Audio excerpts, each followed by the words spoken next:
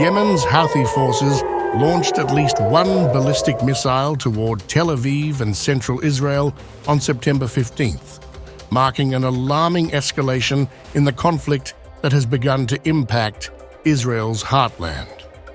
The Israel Defense Forces, IDF, confirmed the missile strike, which set off sirens across several regions and sent civilians scrambling for safety.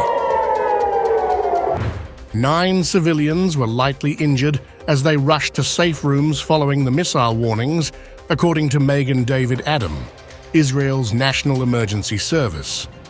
Paramedics evacuated the injured to local hospitals, though no severe injuries were reported. The IDF's Arrow air defense system intercepted the missile, but fragments of debris fell in multiple areas, including near the town of Gezer, Paatei Modiin train station near Modiin, and Rehovot. Platform 4 of the train station sustained damage, though no passengers were harmed. The debris raised concerns over the effectiveness of Israel's defense systems, as it indicated the missile was not intercepted outside Israeli airspace, but within, on the second attempt. Following the sirens that sounded in central Israel, a surface-to-surface missile was identified crossing into Israeli airspace from the east. It fell in an open area without causing injuries.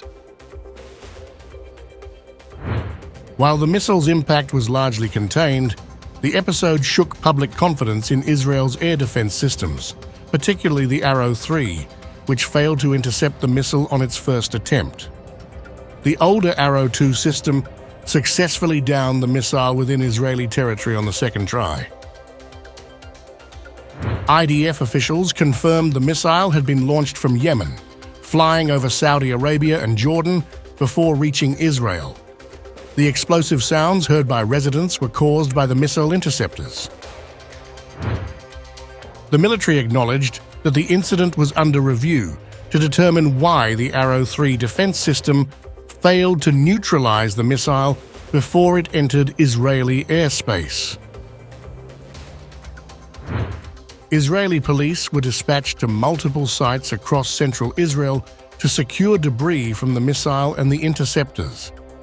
Early assessments suggest that the Arrow 3 defense system missed the missile, prompting the activation of Arrow 2 to engage the threat.